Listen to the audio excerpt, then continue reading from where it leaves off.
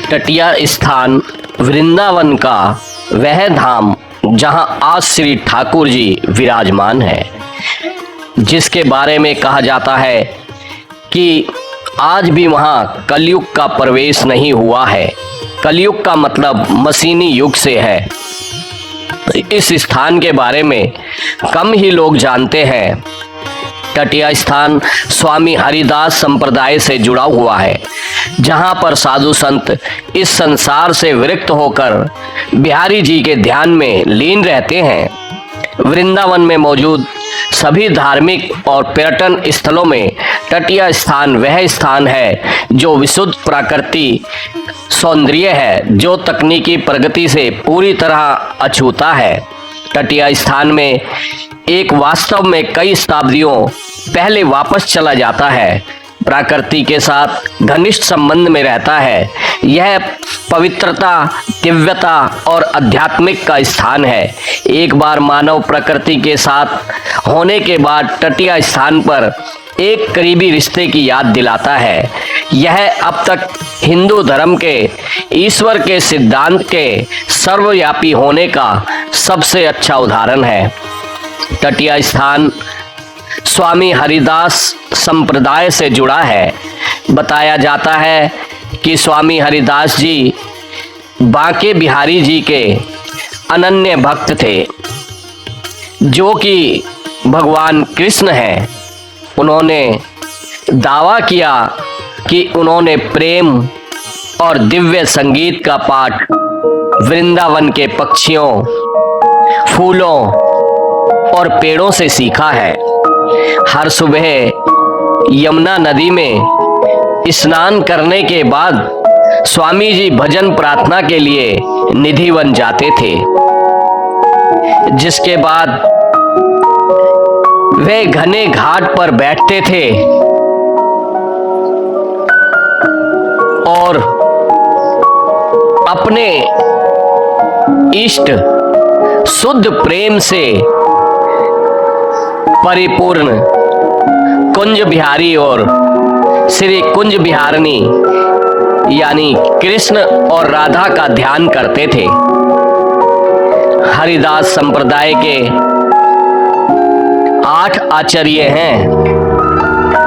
8 आचार्य हैं। प्रथम स्वामी हरिदास जी हैं। उनकी मृत्यु के बाद आचार्य थे स्वामी विठल विपुल देव जी, स्वामी बिहारिणी देव जी, स्वामी सरस देव जी, स्वामी नरहरि देव जी, स्वामी रसिक देव जी, स्वामी ललित किशोरी देव जी और अंतिम स्वामी ललित मोहिनी देव जी।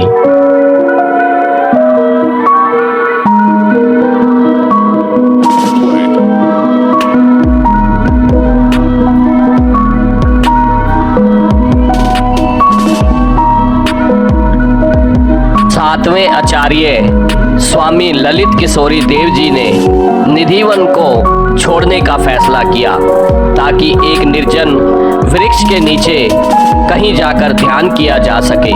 चौबे जी, गोकुल चंद और श्याम जी चौबे ने शिकारियों और तीरंदारों से जगह सुरक्षित करने का फैसला किया। उन्होंने बांस के डंडे का इस्तेमाल कर पूरे इलाके को घेर लिया और स्थानीय बोली में बांस की छड़ियों को तटिया कहा जाता है।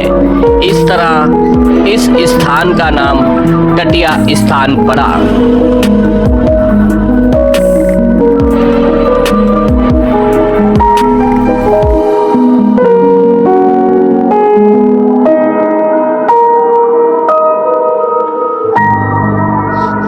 इस स्थान की खास विशेषता यह है कि आज भी किसी आधुनिक वस्तु या इलेक्ट्रॉनिक सामान का उपयोग नहीं किया जाता है। आपको इस स्थान पर पंखा, बल्ब जैसे मामूली साधन भी देखने को नहीं मिलेंगे। वहाँ आरती के समय बिहारी जी को पंखा आज भी पुराने समय के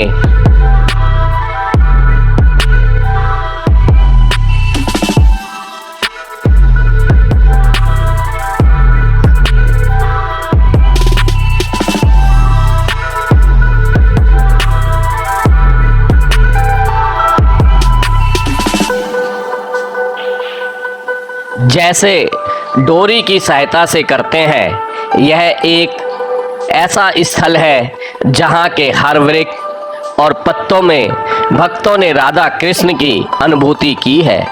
संत कृपा से राधा नाम पत्ती पर उभरा हुआ देखा है। आरती गायन में भी इतना भिन्न है कि उसका एक एक शब्द समझ में नहीं आता, पर सुनने में बहुत ही आनंद मिलता है।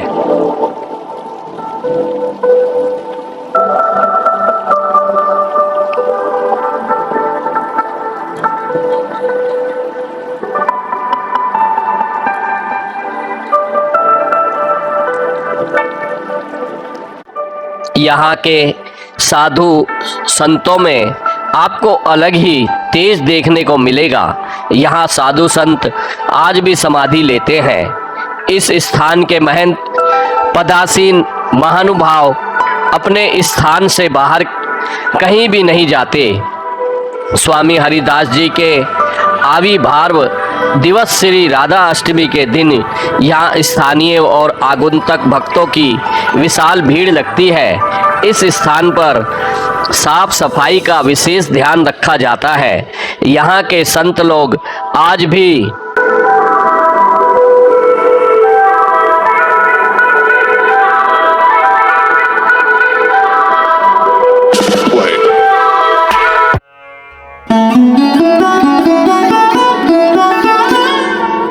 कुएं के पानी का उपयोग करते हैं। यहाँ के साधु संत आपसे किसी भी प्रकार की दान दक्षिणा नहीं लेते हैं। यहाँ तक कि आपको इस स्थान पर दान पेटी भी देखने को नहीं मिलेगी।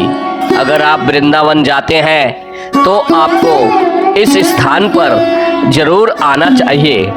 भीड़ भाड़ से दूर इस स्थान पर आपको अलग ही शांति की अनुभूति होगी।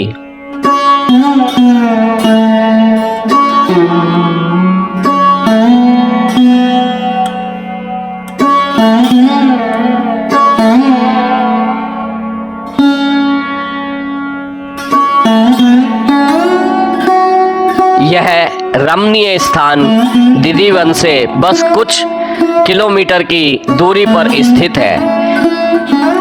यहाँ आने से पहले आपको यहाँ के नियमों का पालन करना अत्यावश्यक है। यहाँ आप किसी भी आधुनिक वस्तु का उपयोग नहीं कर सकते हैं, क्योंकि यहाँ उसका उपयोग पूर्णतः वर्जित है।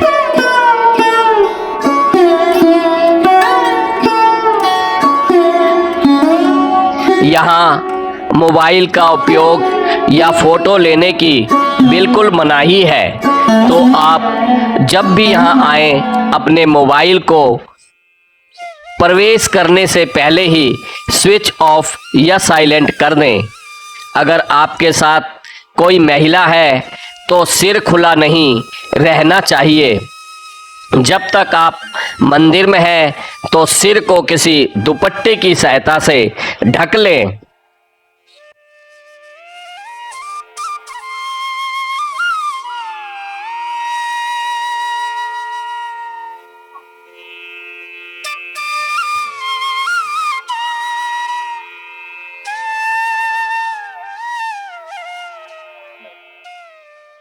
सबसे खास बात, मंदिर की साफ सफाई का विशेष ध्यान रखें। तो आप जब भी वृंदावन जाएं, इस स्थान पर जरूर जाएं। यकीन मानिए आपको बहुत शांति और आनंद की प्राप्ति होगी।